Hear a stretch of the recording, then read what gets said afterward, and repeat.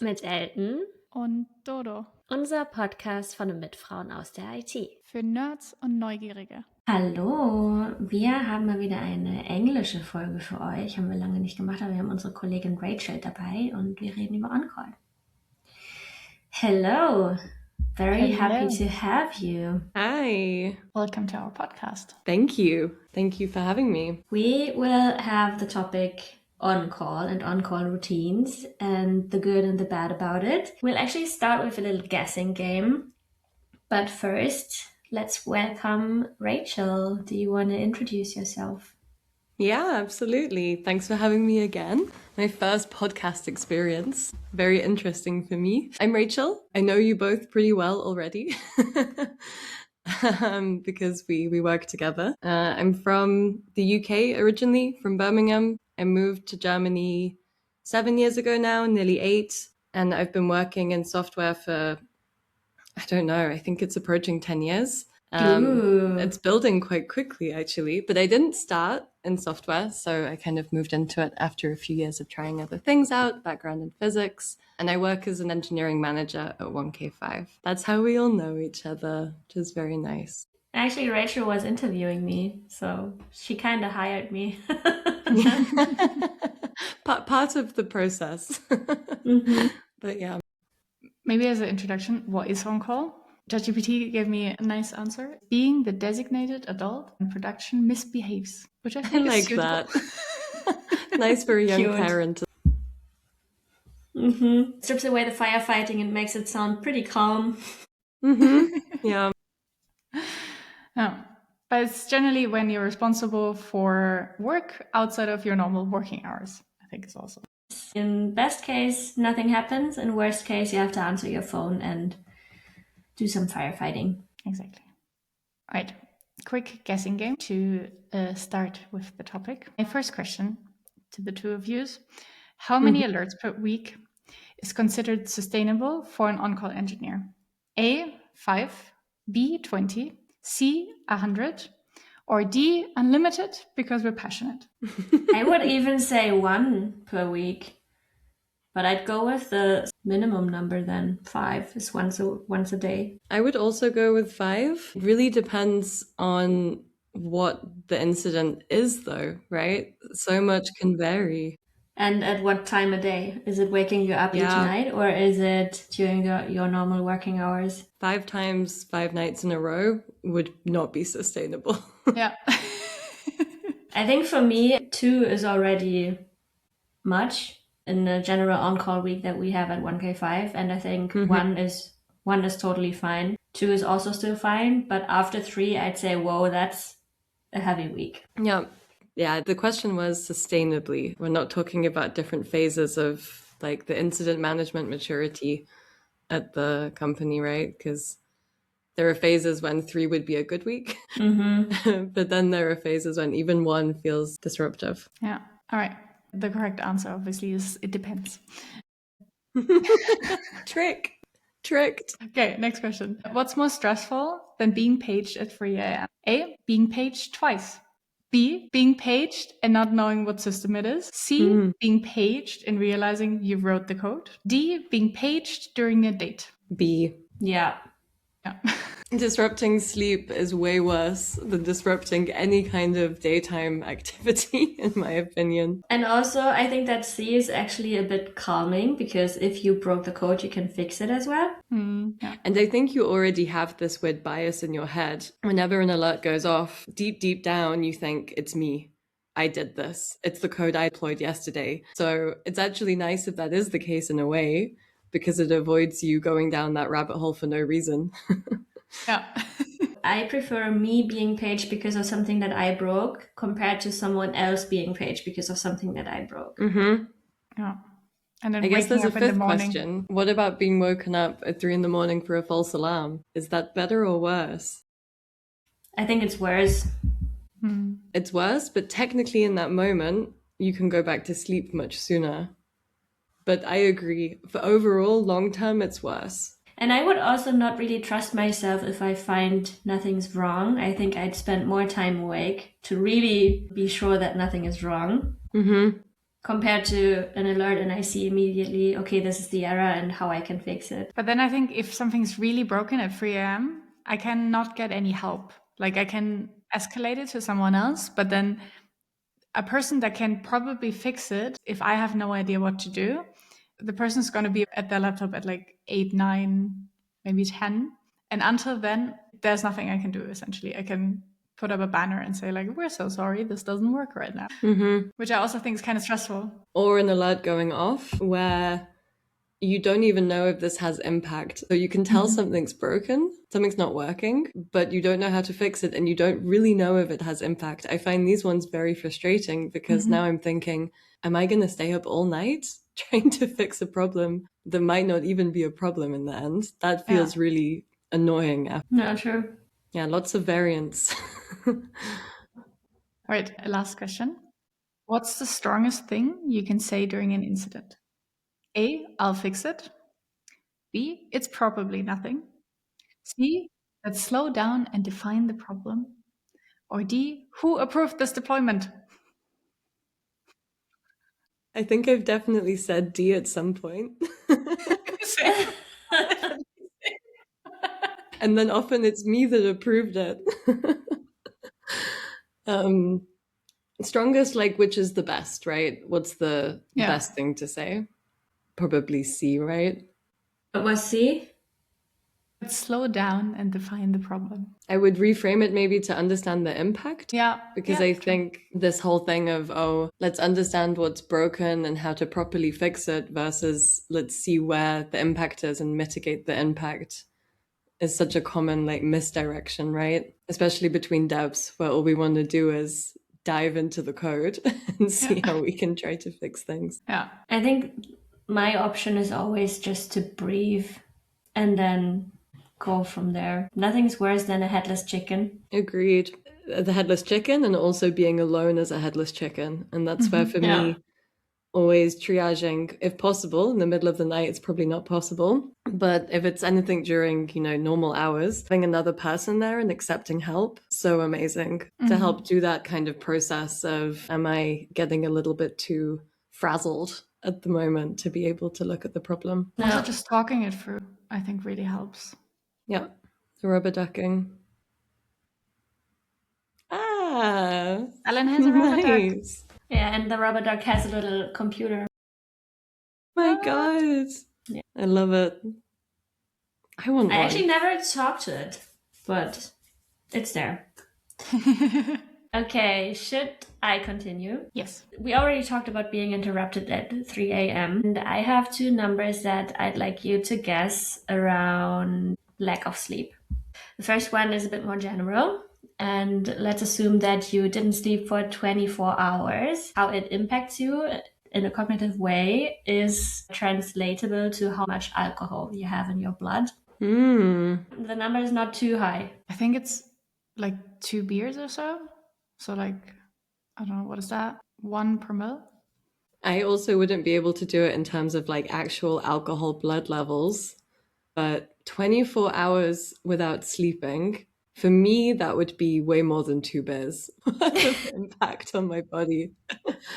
That would be like a bottle and a half of wine, I think. It would be quite a lot. Fair enough. I mean, if we're talking about young mother compared to my sleep, I really can't function without it at the moment. So yeah, Doreen was right. 0.1% of good guess. Blood alcohol. Yeah, Doreen is annoyingly good at these games.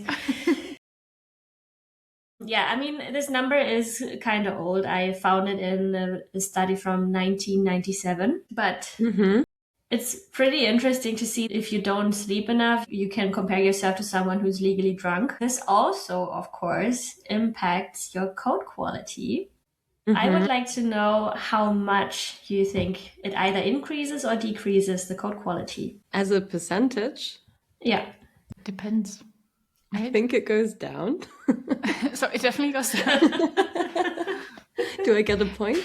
But then maybe you're more creative in like a kind of like drunken state. And then, I don't know, you're way more inventive and you find the solution to your problem you were looking for. This was the original vibe coding.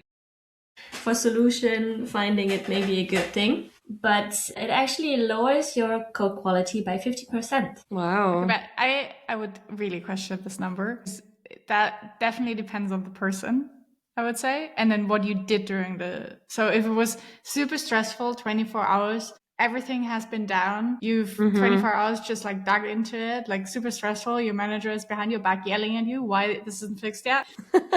Definitely decreases it more than, Yeah, definitely. I don't know, I was chill awake for 24 hours and then I have to fix something. I can only share that this study, I guess that they were looking at the same person and compared the code that they produced. So at least they said it's a single night of sleep deprivation, and that reduced the code quality. So I guess they had like one day code quality of this amount, next day code quality of that And amount. what is code quality is my next Yeah, question. that was my question too. Okay, let's do that in a separate episode then. I can come back. Yay! Yes. Okay, stay tuned for the code quality discussion that we are going. I actually do have wait, are you done with your guessing question? One more thing. Why am I talking about that anyways? Being on call can disrupt your sleep. And I think it's pretty important how the on-call routine deals with such things. Are you kind of allowed to then strip away 1 or 2 hours on the next day of your normal working hours to sleep and to recover? Or do they force you to still deliver on everything else that you are supposed to do? What's your number about? My number, I guess it goes into the direction of why do we even have on call? It's a good guessing question. I'm now curious to see if Doreen can get it again. I've got my church bells now. I hope it's not too loud. What do you think the estimated cost is per year to organizations in North America, so limited to North America as a continent, due to incidents, so downtime? Poor. I don't know, like 3 trillion, like a lot. A lot. Do you want to take a guess, Ellen? 10 billion. It's in between the two. It's closer to Doreen, so it's 700 billion. I'm sorry. Don't shoot the messenger. Yeah, 700 billion a year. And what I also thought was interesting, this was a report that was done 6 years ago, so I'm not sure how much it's evolved since. But Wait what a I second, also is it really closer to Doreen? You said 3 trillion, right? 700 billion. And Yeah, Doreen okay. said, No, it's It is closer to you. sorry. It's closer to you. Okay, just wanted to clarify that. True, you win. I was like, it's just bigger, you know? The order is closer. But what I thought was really interesting is that 78% of that cost estimate is actually attributed to lost employee productivity. So it's not just the cost of, a customer can't buy their sofa, whatever it is, but actually that we get interrupted so much and that we can't continue our work. That makes sense. Interesting. This is maybe a good segue to one of the questions you wanted to talk about. What is your worst, or what was your worst on-call experience? I would say there isn't a standout experience that was by and large the worst one ever that I still, have nightmares about or anything like this. There were a couple of times though where it really sucked. I think the first time it really sucked was when I had brought down basically order intake at the e-commerce company I was working at, and I didn't know I'd done it. And I kind of got brought into this call with like 40 developers, all very senior in North America. Everyone really panicked, and they were basically like, "What did you do?" Really?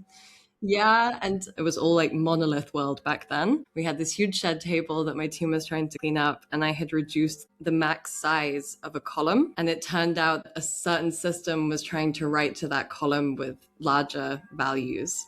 So we had to do some like emergency database migration stuff to get it back. But just because it was the first time where I had really caused a problem, and I was very junior and I had no idea that this was going to happen, and I was just very much kind of scrambling, like it really was panic. So that really sucked. And then other times where it's been annoying, I've been in a few where basically you're just running out of ideas and it feels like you've lost also the structure of, thinking through the problem. What have we ruled out? You're a bit brain fried. I've had this both at 1K5, but also at previous companies where you just feel like, I'd say my experience has been that like 80% of incidents, you find out what the problem is pretty quick. And then it's all about figuring out mitigation and solution. And then sometimes you run through all of the run books, all of the options, and you just don't know why things are breaking. And this is always a moment of desperation, I think, in an incident. And that's also where people tend to lose their heads a bit more. And dynamics can come into play, or you can end up realizing you've wasted an hour when you should have brought someone in already to help you. Yeah, so those ones I think are especially frustrating. How about you guys? I have kind of similar ones. So the first one was also where I thought I broke something. And it was in a company where our project teams were pretty small. I don't know, I think we were like 2 or 3 developers on one project, reapplying some seats to the database. Just when I hit enter, I figured that I was connected to production Oh no. instead of staging. Oh no. I thought that I had wiped all the production data and overwrote them with the test seats. And I was just immediately going to the phone booth of a colleague who was luckily in the office as well. I was like, Daniel, I need your help. Because also we were using Azure and then we didn't have the full support. So we weren't able to access database backups and all that. Turned out that I did not override everything, but instead I added the test seats to the production data, which wasn't as bad. But that was where I felt my heart sink into my pants. And then the other one was more about the timing and also the topic, because I had a friend over, my best friend, who wanted to introduce me to her partner. And right when they were here, my phone rang. So I had to open my laptop immediately. And then I saw, okay, this is nothing that I've seen before. And it has also been an area that I didn't really touch. And I didn't really know what to do about it, because also the runbook wasn't really, I think it was also an alert firing that didn't, it was just a symptom and not the root cause that was highlighted in the alert. To figure out what's wrong and where this problem comes from, I needed to escalate it actually to you, Rachel, because you were the one in the escalation path. And then I think in the end we were like 5 people in the call trying to figure out what the problem was. It took quite some time. At the end, someone else fixed it 2 a.m. in the morning that had like all the knowledge to actually fix it. Is this the one where I had to call someone who was actually like on the S-Bahn on the way to a party because they were the only person who knew how to fix them? Exactly. And you only were able to call that person because your partner had the number. So that did not go to plan. We also had a moment in that incident where we were going to run commands on production that we thought would fix everything, but none of us really were familiar with these commands and felt very confident that this wouldn't create a bigger problem. So there was also this sense of just, fear and uncertainty that was challenging. Yeah. How about you, Doreen? The worst one was when we just started to have, so we had a very flaky or not a very established on-call rotation, and we just started introducing alerts, and we also just started procuring energy, and everything was very scary. And I think the week I was on call, I was waking up like 3 nights in a row or so. And like I always knew kind of like what was happening because I've built a large part of it, which was then lucky because I woke up and was like, okay, this is not an issue at 3 a.m. We don't procure energy at that time. I can just mute it essentially, or I can, I don't know, do a small fix and then it's fine. And I always knew what to do. It was just very annoying being woken up all the time. But it also like led me to improve the alerts quite a bit. And I think ever since then, nothing has gone off in that team during the night. So it was a good learning experience, but I wish I had thought of like something sooner. And also my partner was very annoyed. It's like he also woke up obviously every time I woke up. And he didn't get paid. And he didn't get paid. I would also add on that I had this with Wayfair when we first had an on-call setup, and it's so many teams at this company, and sometimes your alert would go off. I had this one holiday with a bunch of friends, and every night I got paged and ended up in the kitchen of this like rented apartment we had, trying to fix what was going on. It was always not our problem. So we had built this distributed architecture now, but not in a very resilient way. And so often one other thing would go down and everyone else's alerts would go off. And then you would just be woken up and you couldn't do anything until this other team had fixed their part. But you also were supposed to stay there to help with like impact analysis. And I know it really sucked. And in the end, we kind of got out of this phase. It's a natural thing to do as well, right? To start with, like, we put alerts on everything. You realize pretty quickly how coupled your system is. That's, for example, why my team doesn't really have P1, maybe for everyone who's not familiar with alerts and how that connects to an incident. You in general have alerts that tell you or alert you when some errors are peaking or if there is some behavior that's not normal for your system and not expected.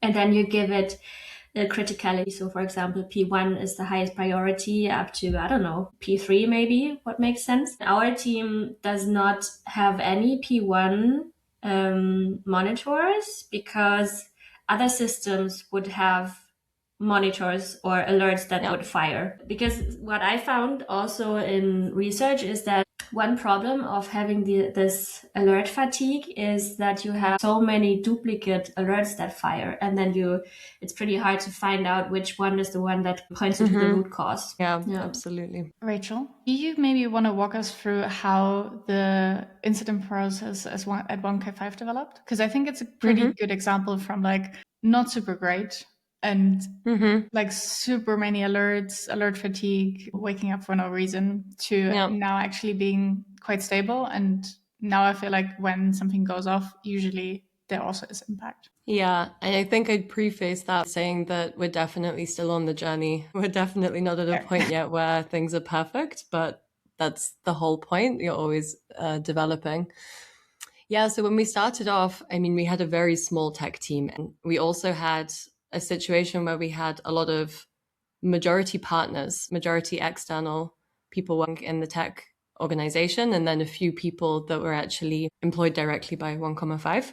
And we set up a very basic on-call rotation that covered everything. And there would be one person who would be alerted. This is kind of crazy if you think about how complex our product is, right? I mean, we have always had 3 core kind of departments within tech that are barely touching each other. Very different domains. 2 of them are business related. One is customer facing, one is installer facing, to kind of simplify it. And they have their own applications, their own services, their own ways of doing things and flows. And then in the middle, we have our kind of developer platform that tries to provide shared solutions to those other teams. And we had one person who, if any of those things broke, they would need to wake up and try and figure out how they could fix it. We also had the ability to very easily create incidents. And I think at the very start, we didn't have a good shared understanding of even what an incident was. That took a while for us to tweak, I would say, and get a better shared understanding. I still think this is one of the hardest things actually to define. What is an incident? What is a bug? How important is interrupting everybody right now? How would you describe an incident? For me, there has to be significant impact.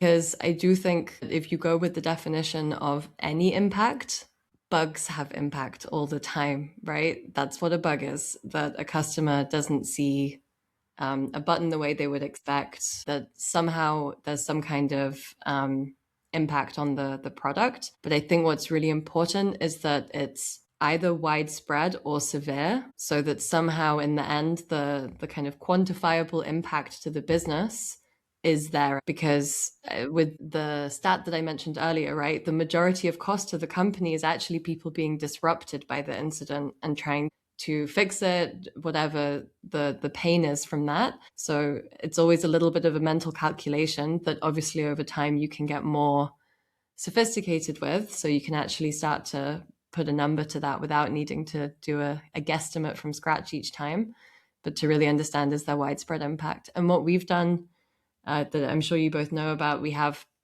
these tables where each kind of domain tries to do that exercise for themselves, where they really say, what would the impact have to be in our systems to declare this as a P1? And what would the impact have to be to declare it as a P2, et cetera, et cetera.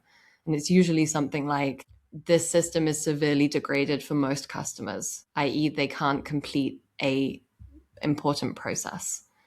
But I think that's a topic that we often are happy to skip past, especially on the dev side, right? It's much more interesting to get into what the problem is. It's quite hard to think about the impact that way. Yeah. What true. would you say an incident is? Would you have any different perspectives there? I'm curious. I would have phrased it the same without the significant. So that's a very significant addition, actually. So something that goes wrong and has customer impact. So I would say customer and business impact, actually, just because some things have customer impact and then you obviously should fix them. But sometimes you have a customer impact and it's not really relevant for your business or what you're really doing. It's just very annoying. Yeah. And then that might be something that doesn't need to be fixed over a weekend, for example. Maybe then that is fine to be fixed on Monday morning rather than, okay, at 2 a.m., what is really critical to be fixed? Yeah.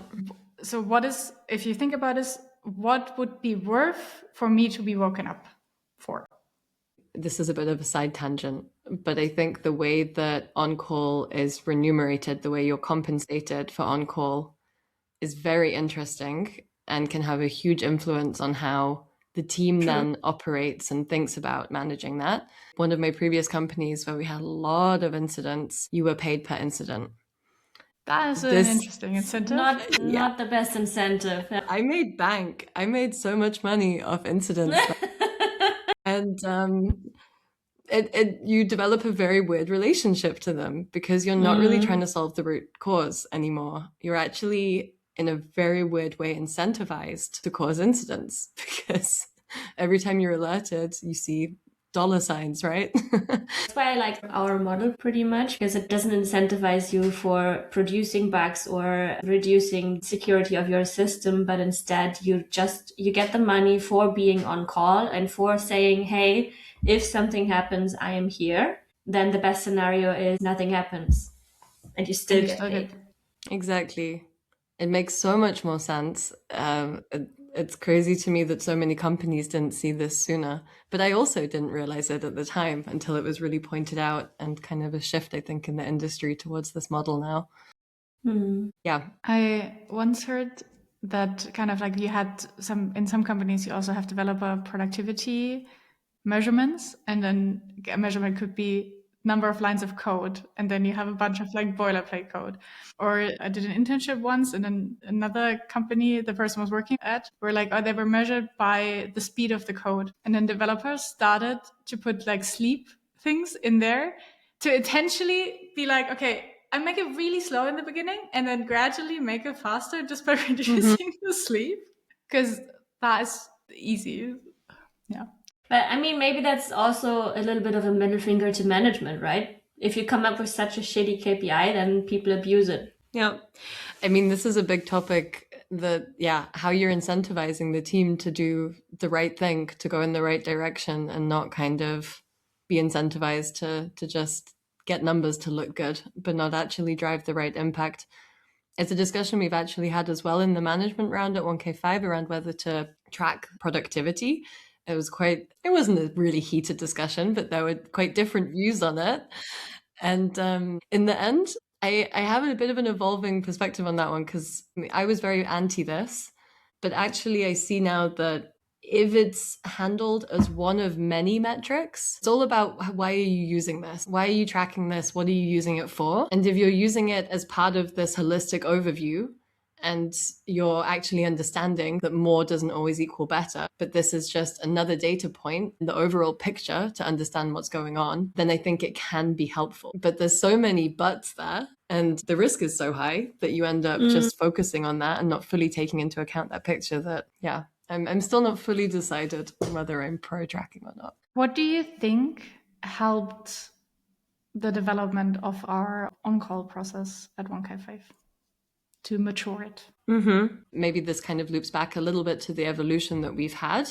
We've now split out into having 2 different on-call people. One that is focused on the customer-facing domain and belongs to that customer-facing domain. They're in one of those teams.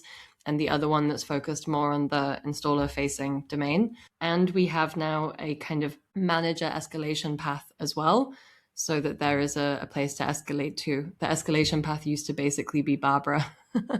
Or there was like three of the kind of very top management that it would rotate between always, which wasn't very sustainable for them. Barbara is our CTO, by the way. Yes. Thank you. We had her in an interview as well, if you want to listen to that one. I also think I would hesitate way more to page Barbara than to page, for example, Rachel when you're on call routine. I haven't seen the numbers, but I've heard this was the case. The number of escalations has gone up now since having the lower level management rotation.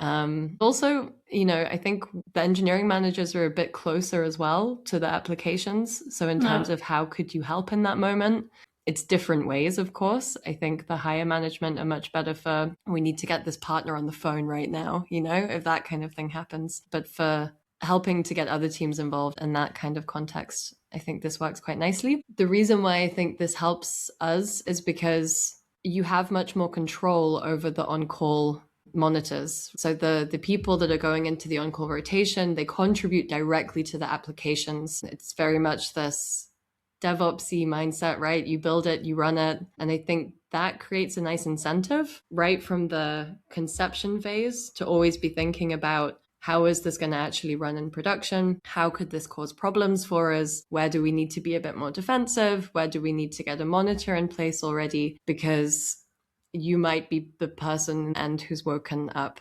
So I think it's really important that we have ideally representatives from all the core teams in that on-call rotation, so that we have it really as like a shared responsibility and we all feel that sense of ownership.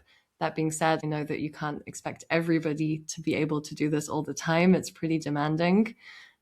So some kind of balance has to be found there. You also said that we still have a way before we're perfect. What do you think is still missing? I think it's an ongoing process always. So I think you're always going to go through cycles. And this, for me, comes a lot down to the monitor coverage and runbook coverage.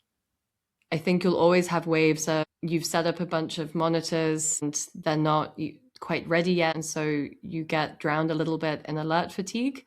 For the team that we've had this lately, where we over time kept creating more and more monitors because we saw how valuable they were. But at some point we weren't really checking anymore for, are they alerting at the right times? And we've ended up in a bit of a situation with alert fatigue where we've had to even mute or just disable a bunch of them now because we're not seeing the real impact anymore. It tends to be a bit of a cycle, and finding a way to continuously think about this topic and create space for it. I think the impact analysis is an area where we're trying to do better. We have a situation now where we have pretty good coverage of a lot of the systems. If something breaks, we look quite often at this ratio of what percentage of incidents were triggered by someone actually pressing a button saying, oh crap, something's broken, let's create an incident. Or a customer reported it, for example, or how many of them are automatically triggered with an alert. And this is tracking, we want the automated alerts to track up over time, right? This is getting better over time. So we had pretty okay coverage, but in terms of when that alert goes off, can the on-call person independently assess what the impact is and then actually start to fix the problem? We still need to pull people in from different teams to get that impact analysis and to even support with the fix. this section, I think the coverage is there, but what to do when it goes off, as Ellen had the experience she spoke about where we had to call someone from their Feierabend. I think this is something we need to work on more still. Even before we had an on-call routine, something was broken. It was basically sometimes our CTO texting one of us. And I remember like a couple, like so many days actually, where then I was like checking like this thing and this thing and this thing. Because we had alerts for nothing essentially. And it was just kind of like, okay, I had to check this and this and this. We started setting up alerts and then we kind of improved with the alerts.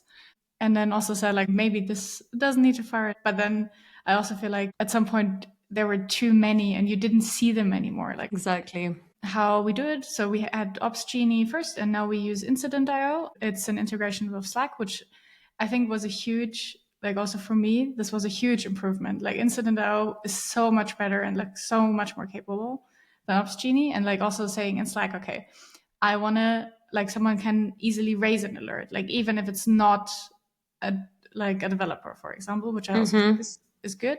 And it's easy to pull people into a dedicated channel, which is automatically opened up, for example, by Incident. And you see all of the alerts. And then we have alert channels. And then for, I think, a lot of the teams, a lot of alerts are firing throughout the day, but none of them are really important because you were like, okay, this is a bit broken and I just need to fix this. And there's the ticket for it, but we haven't prioritized it. And then it's very hard if an actual incident is happening to scroll for all of the alerts, which you know are not really important, to find the one of like, oh yeah, I missed that. Exactly. We had an incident last week where we did have an alert that went off that saw that this problem was happening. And we were basically unable to process an event that was being sent to one of our services, a certain kind of event. And then this backlog built up. And in the end, we couldn't process any events anymore because we were completely overwhelmed with the bad event. And we had an alert that went off, but that was hidden amongst 10 other alerts for our kind of pub sub base monitor alerting that were all firing because of much smaller issues. We are trying to look more into this like base monitor concept of like, it's always nice you set up something brand new. And to begin with, the dev platform team offered us these base monitors and they kind of covered the general, is the error rate going up? Is latency spiking? If it's a pub sub topic, are you able to ingest what's the oldest message? Things like this. But they don't have any context in them and they don't have any tweaking towards what kind of issues actually are P1 events that have real customer impact versus which ones are nice to have functionality that we care less about. And so that's a big step that we've been doing, but we have to keep doing more, I think, to move away from these just default template monitors that don't tell you much apart from something's broken somewhere, to much more intentional input about what is the impact here? Is this really a P1? Breaking out those monitors. And it's not easy work. It requires a lot of thinking and it's not one that we like to do all the time, but it definitely pays off. For me, what Incident.io also made a lot better is that we've gotten better at documentation, just because it automatically says, oh, here you can, with one click, create a postmortem page. And then you kind of like just have to fill it in, but then the timestamp's already kind of like set, which makes it so much better. And then you have an automatic summary and then you read through it and then some things are always wrong, but then you just have to correct it. Not having to do everything from scratch and being kind of like just having a checklist of like, have you done this, this, this, and this? And here you have, it's just one button to click on it. Yep. I think that made it a lot better than just every person had to remember everything or everything that should be done. Yep, absolutely. We struggled with that a lot before. We had this beautiful process written down on how it should work when there's an incident. You should assign an incident commander. You should do an impact analysis. You should update stakeholders every 30 minutes to an hour, things like this. But as soon as, shit hit the fan, no one looked at the document and everyone just tried to fix the problem. And that makes total sense. But with something like Instant.io, you get these nudges all the time. No one's been assigned Instant Commander. Who's going to take Instant Commander? You said you would give an update in 30 minutes. Where's your update? And it's a little annoying when you're in the middle of it, but it's so much better to help keep us on track and also to not minimize how many different tasks are ongoing there. Kind of what I mentioned at the start. No one needs to be a hero in incidents unless it's 2 a.m. and then you kind of have to be a hero for a bit. But pulling in other people and saying it's too much for one person to do all of those things, I think it helps to visualize all of those pending tasks and encourage you to delegate, split up, and make sure that you are kind of monitoring that side as well. The transcription feature is amazing as well. It's a bit hit and miss. You know, the one, so this is where you join a dedicated like Google Meet in our case, where everyone wants to join to discuss what's going on with the incident. What you used to have to do, and that's what I've done in the past, is if you want to know what's going on, you have to join the call. And sometimes you end up with a lot of people just listening to this call. And that also creates a certain kind of pressure to the people that are trying to diagnose the problem, right? But what you have with Instant IO is that there's this what's it called? The Instant IO transcribe agent thing. Yeah. It joins the call anyway, and then it starts to transcribe. And then in the Slack channel, we get these updates of what's actually being discussed right now, a summary of where the team are at with diagnosing the problem, what the next steps will be. And 95% of the time, I would say it's correct. Whenever the conversation goes into German, it's always a moment where it doesn't work so well. But this is super, super helpful. I agree. I think it's very useful. Also, people are way more professional and like way more focused when the call is being recorded and transcribed. But also, before the calls were transcribed, sometimes you just had more fun on the calls, or you were chatting away like way more. It was way more informal, which also I like. So when you're in an incident and everybody jumps in and people are making jokes and it's just a nice vibe, which I think we had a lot at 1K5. So I think also for a good incident, it's nice if there's not a lot of pressure. People are just like kind of being like, okay, we need to fix this. We can also joke about it during the time. Like nobody's yelling. And I feel like that's happening a bit less ever since the calls to other people. Sad. I don't share that feeling actually. No? Because I think that I am so used to these agents just taking notes that I don't even care. I see it more as help that there is a note taker and I don't have to take the notes, but instead I can focus on talking and investigating. They do leave out the jokes.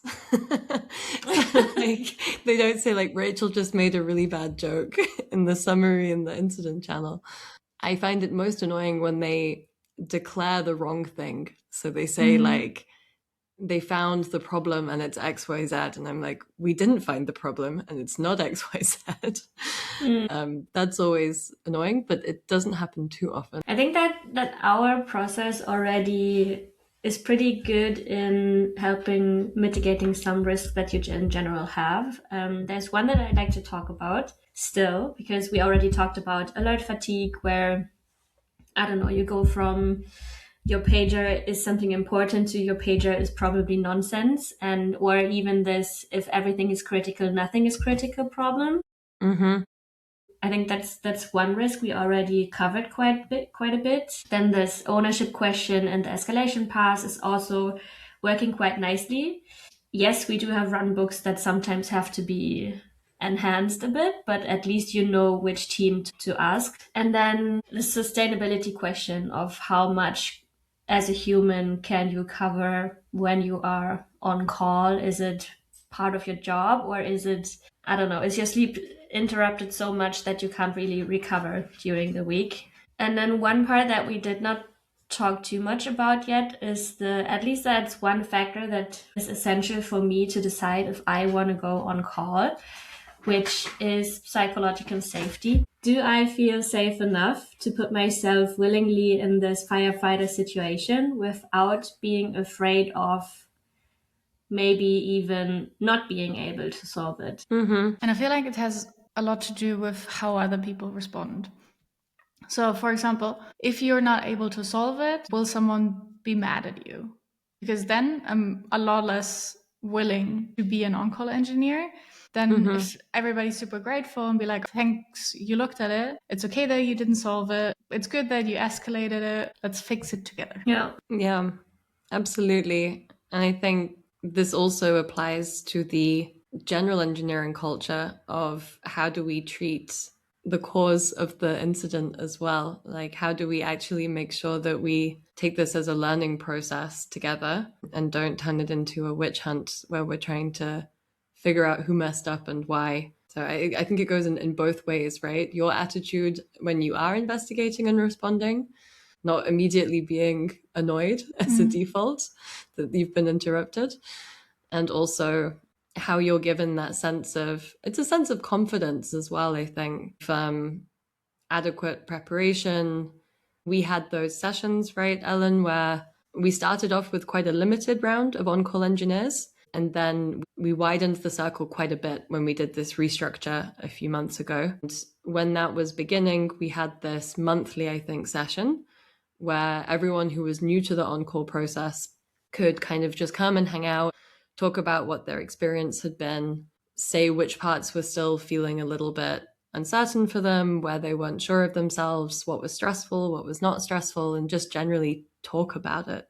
And I found this super nice because when I was part of the OG rotation, there wasn't really anything like this. It was a lot more figure it out. We were kind of learning on the fly how to do it. I thought this was a really nice concept.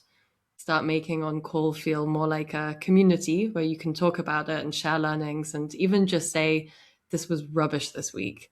This was so stressful. It was awful. And have, be able to talk about that actually, rather than say, no, I'm being paid for this.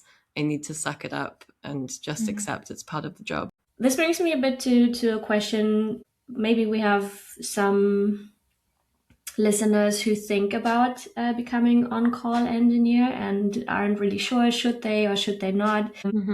So maybe we can talk about what qualifies you as on-call engineer. I think you do need some confidence. We touched that already, that if there is a problem, you can stay calm and solve it. You have to know your way around the monitoring tools, the alerting tools. But you can also learn it while being on call. But I think it gives you more confidence if you are already able to navigate Datadog like in a very good way. Yeah. Do you quickly want to say what Datadog is? What isn't it? It does I think everything. it has quite many features, but we use it, for example, for investigating logs or having these monitors set up, having alerting set up, investigating service health and requests that go in and out. Logs. It's the place where Logs. you go when there is an incident. Exactly. Yeah, so confidence, knowledge of the tools. I had a third point, but I can't remember it right. One addition I have, especially to confidence, is that being in the on-call rotation gave me a lot of confidence. Yeah. Saying, okay, I've seen this alert, I know how to fix it. And then repeatedly kind of saying, okay, I kind of seen this. And then every time you fix something, and then also every time you improve the process, this gave me a lot of confidence and be okay, I can do this. I'm a capable engineer and it's not a total disaster. And you learn a lot about the system that you're working in. Right? Also the things that you don't touch that often. I think that's one part that I like a lot. Yeah, I really love it. I mean, there's periods where I find it very annoying and I'm not looking forward to the notification saying, hey, you're now on call. But in general, I fully agree. I feel like there's so much that you get out of it. And that's why no one has to be on call, because it requires a certain level of commitment that not everybody can make, and that's totally fair. But if it's possible, it's a great experience for all engineers to try at some point in some capacity, even if it's during working hours, doing the responding instead, to just get that feeling of how are the systems actually running? Where are their actual problems? How easy is it to understand what the problem is, even if it's a little bit outside of my area? And gaining that confidence. It's a constant conversation at all companies to decide how much to invest in the robustness, reliability of your systems. There's no better way to get leverage for those business cases by being involved in incidents and seeing firsthand where things break at the moment and where we need to invest more. That's why I love the postmortems. actually, because you get so much opportunity out of them in these very concrete business cases to invest more. Yeah. Also, you don't have to go full in from the start. You don't have to say, I'm in the on-call rotation now and do a full week. But instead, you can start smaller with, for example, being the incident commander for one incident and then go through the whole flow so that you already know how the incident itself is handled. Or what some people do in our companies, shadow someone. So you're not on call alone. Instead, you have the on-call person and then a shadow so that the shadow learns about the routine without and always having someone they can ask for help for, which is quite nice. I think you can also be an on-call engineer if you're a junior.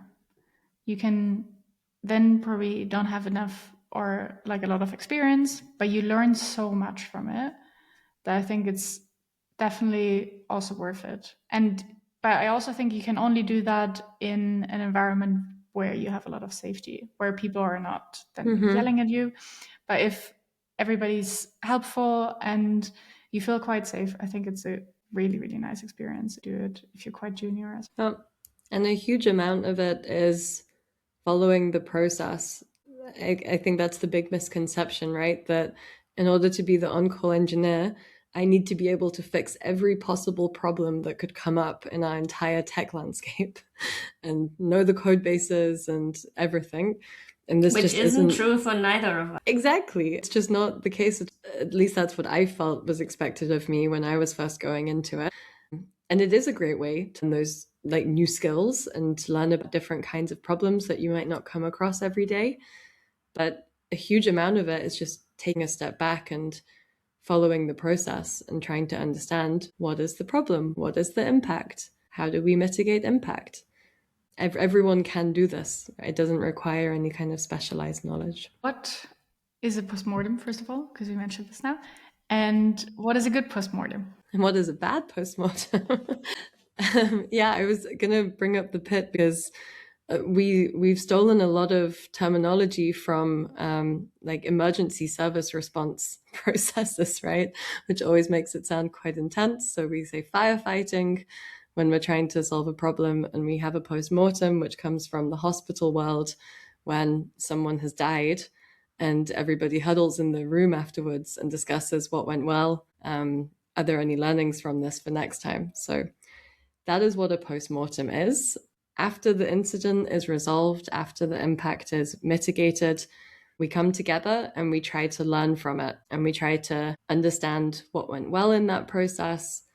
Where could we prevent this kind of thing happening? And where could we actually just do better in the process part as well? And also, really importantly, it's a time to thank everybody for the support and to do some shout outs as well, really acknowledge the fact that this was stressful and that we all came together and that we did the best that we could.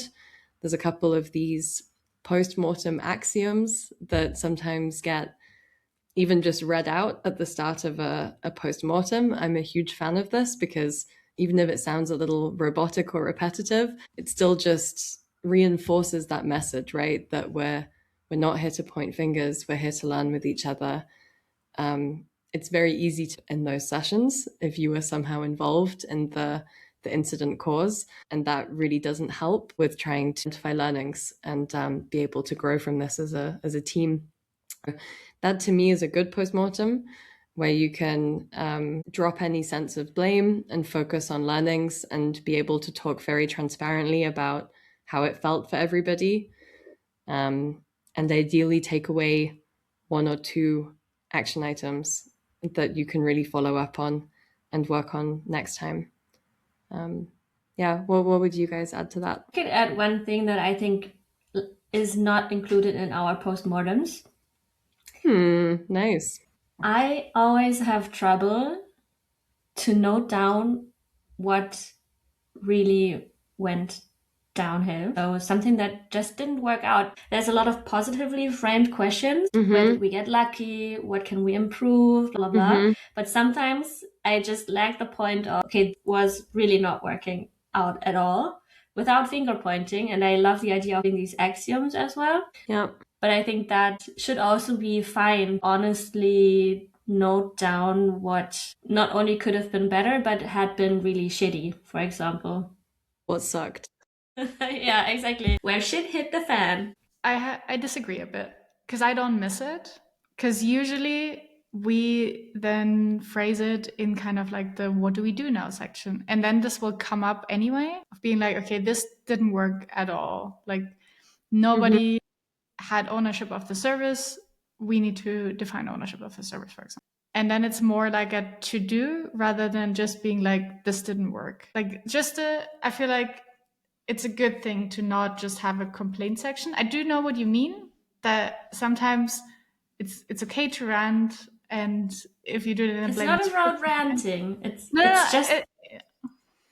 just saying what was not good. But then I feel like if you try to rephrase it just as what can we do, like what are action items we take from this, it's more, for me, this is more productive. So I've never been in a situation where I wanted to just say this didn't work out and then had nothing kind of like, because then I think you're in a really shitty position. If something is not working in your on-call process, but you also have for example, if there is not a blameless culture, and this is not something people want to improve, or if you're paid per incident and people are not really incentivized to actually fix it, and then you're like, okay, this is a really big problem I can't solve. This is really annoying. And I've never had the feeling that at 1K5 we are in a position where like, okay, there is something that's really annoying or that was really shitty during the incident, and then I have no idea, or I'm afraid to propose an action item that would kind of like make it better. You know what I mean? Yeah. Yeah, I think for me, it's not about, I wouldn't just leave this negative point up there floating without having another action item on it. I think for me, it just helps to note it down and then with a fresh brain, think about what can be improved. I don't know. I just need this section of, yeah. Yeah. One thing that I notice it comes up sometimes in postmortems that I try to pull away from jumping to the action items quite quick and saying, we already thought about it, this is what we need to do. And fair, maybe there are some very clear ones, but I do like that in our template we have this timeline section and this 5 whys section. So the timeline is where you come together. A lot of it is pre-populated, but you kind of refresh yourself, get rid of maybe the bias that you have of how it ended or bits that had stuck out to you, and try to think a bit more objectively about what happened. And I find that often uncovers interesting learnings like, oh, we were actually really slow to detect. Maybe we forgot about that because we were so focused on the fix and what to do better there, right? And then I really like the 5 whys, which is basically where we say, okay, what was the problem? Okay, why was that a problem? Why was that a problem? Why was that a problem? And go deeper and deeper. And this for me, because I think the question for us is always, what could have been not email, because we're now in the Slack age, but what could have been async, what needs to be actually a synchronous meeting with all the people there, because that takes time. And the 5 why part is one of the bits I enjoy the most in a live call with people, because we often uncover things that we didn't necessarily expect. And then you get some very interesting learnings out of those as well. Now that we've gone full circle, do you have any closing comments, remarks on the topic? Something that you want people to know about being an on-call engineer? I think for me, I would really echo what Ellen was saying before, that it can seem very intimidating. And I remember feeling very intimidated by the idea of it. But that it really is an amazing experience, actually. And you'll learn a lot. So if anyone is considering trying it out, raising their hand, volunteering, then I would say go for it, and definitely ask all the questions you have and check that the support is there for you to try it out in a way that feels safe for you. But yeah, I would really highlight that I've had some very fun and bonding experiences with the team through the on-call process. So it's definitely helped me to build confidence and feel more part of the team as well, which is great. Same. It's also such a different perspective and such a different way of working, because in your day-to-day life, you are always or normally thinking about, okay, what's the highest priority feature, whatever I am going to build with a timeline and a deadline. And being on call and mitigating incidents is just something very, you're just in the moment and try to do the best in that moment with whatever capacity you have. I think it's nice and reminds you of, hey, there's not only the new stuff that we're building, but there's also a running system. I like that as well. I know that we've mentioned it, that on-call is not for everyone. I really loved being an on-call engineer, and I'm not anymore because I have a small kid. And I'm also not sure when the next time is that I could actually do it. I'm responsible for another human, and then when, I don't know, let's say I would pick her up from Kita and then my phone would ring, what do I do? Of course, I can say, oh, you have to be quiet and I need to fix this, but this is, I think, not something that is also super desirable. So this needs to be kind of something, okay, if you are a parent, for example, it's a lot harder to kind of like manage because you are already on call for a tiny human. And I think that's why being an on-call engineer, I think it's great in general, but it should never be expected of people because it's not feasible for everyone. But I also think that our constraints are really doable. Maybe not for a parent, I get that, but you don't have to immediately open up your laptop. You have 1 hour until you have to accept an incident and start investigating. That always helps me. The first time I thought, okay, now what I'm going to do with my weekend, I don't have to be at home all the time. I just have to be able to come back in time to investigate and open my laptop. That's such a great point, actually, that I realized that I've become very relaxed when I'm on call. Generally, people are much more strict about, okay, I need my laptop with me all the time. I need to have perfect signal. I need to be able to, at a moment's notice, dive into a war room and start triaging an incident. And it's just not realistic. So I think that's a really great point. And with the point about it's not suited for everyone depending on what your personal commitments are. Health could be an issue, all of these topics. We also have within our teams, we call them first responders. So there's a smaller version of that rotation that's very limited to working hours, business hours, core hours. And I think there's always ways to get more involved with operational monitoring, how to look into issues, to learn and to train that kind of side of your profile without necessarily having a pager 24/7 that you need to respond to. What I also really liked at 1K5 is that we have someone who holds Shabbat. And I thought it was quite nice. The person still said they would join on call and then just find a person who would do it from Friday evening to Saturday evening, which also made it quite flexible. And like, okay, this is something that is not negotiable for that person, but it's one day in a week that people can like, okay, you can't join because this and this. And I really liked it. It was kind of a very team spirit experience. That's a great point that we didn't talk about, actually, the override functionality that exists. True. The way we have our rotation set up, it basically is going to automatically rotate between the group, rotating every week at the same time. There's like a Monday 5 p.m. handover, which is a good time during business hours to talk about what happened. And if your schedule doesn't work, you see that you need to be on call in 3 weeks' time, you're on holiday, you have a wedding, whatever it is, you don't want to take that risk. Someone else can volunteer to take your schedule. That so far has worked quite nicely as a process, but also requires a good amount of trust, a good sense of team, and people feeling confident that they can speak up and move these around. Maybe at last, I would like to know, how did you feel the first time you went on call, and how would you feel now if you went on call? First, I was relatively scared, especially scared of things where I had no idea about the system and also very unsure of what to do. Because also I think it was in our company, and then there wasn't a good process, for example, yet of like, okay, I need to do this, this, and this. Now with a more mature process, with like a bot telling me, okay, you need to do these steps and then everything will be fine, even though you have no idea what system it is. And here are the logs you can look at. And this is a run book written by the people who know something about this service. Also, like I gained much more experience and confidence, but also the process improved. So I think it's a bit of both. But now it's quite easy to be on call and fun. I'm much more excited, or I was much more excited to be on call.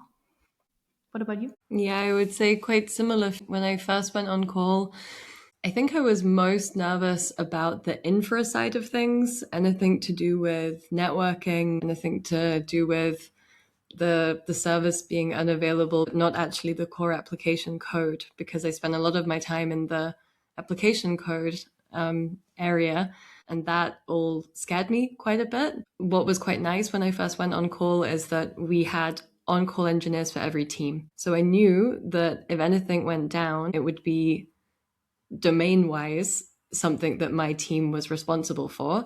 And that's why I think I was so nervous about anything that was more networking, etc. Although it quickly became very familiar with we would call it the white space deployment, just deploying the service again, and it would fix most issues 90% of the time. Turn it off and on again, right? Classic. So that definitely fed into the like imposter syndrome feeling of, oh God, I'm really not qualified for those kinds of problems. Now how I feel when I see an incident, predominantly curious as to what's going on. It really depends what the incident looks like it is.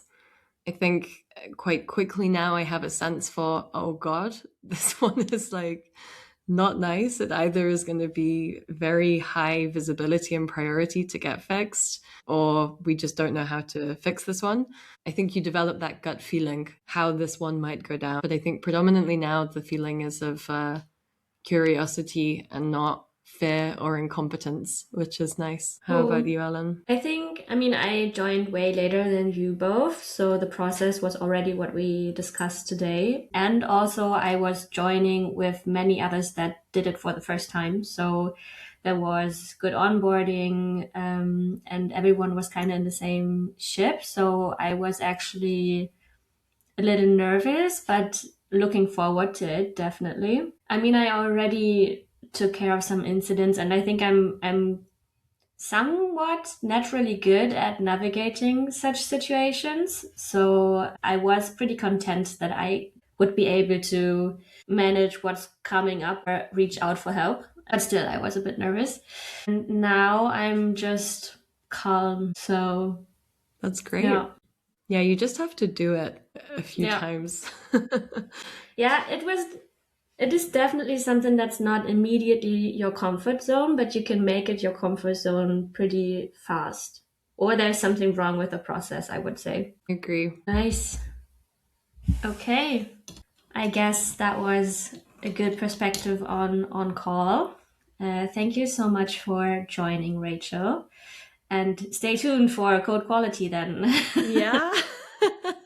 No, thanks for having me. It's honestly so nice to have this conversation and to kind of, I don't know, even if it's a topic that you're very familiar with and you interact with a lot day to day, you always kind of get new ways of thinking about it through these discussions. I think it's really interesting to go through it in this very structured, objective way, you know? So thank you for the discussion. Thank you for being here. And thank you for listening. Enjoy the rest of your weekend. Or week, depending on when you hear it. Bye. Bye. Vielen Dank fürs Zuhören. Das war Unmuted, der IT-Podcast von uns, Elton und Dodo. Ich bin Ellen, Senior Software Engineer. Und ich bin Doreen, MLOps Engineer. Hier sprechen wir über alles, was uns in der IT beschäftigt und interessiert. Wir tauchen tief ein in technische Themen wie Programmierung und Machine Learning, aber beleuchten auch die breiteren Aspekte der IT, von Personal Growth, Do's and Don'ts im Job bis hin zu Leadership. Wir schauen außerdem gerne auch mal über unseren eigenen Tellerrand hinaus, sei es in Richtung Hacking oder Robotik. Bei uns ist alles dabei. Keine Sorge, du musst kein IT-Profi sein, um uns zu folgen. Wir wollen sowohl die Nerds als auch alle, die einfach nur neugierig sind, abholen und spannende Einblicke geben. Wir teilen nicht nur unsere eigenen Herausforderungen, Herausforderungen in der IT, sondern auch die Tipps, Tricks und Geschichten unserer spannenden InterviewpartnerInnen. Unser Ziel: Frauen und Minderheiten in der IT eine stärkere Stimme geben und andere dazu motivieren, sich für Technik zu begeistern. Also, hört rein, gebt uns euer Feedback, zum Beispiel direkt jetzt über eine Bewertung und folgt uns auf Instagram, TikTok oder LinkedIn. Und natürlich findet ihr uns überall, wo es Podcasts gibt.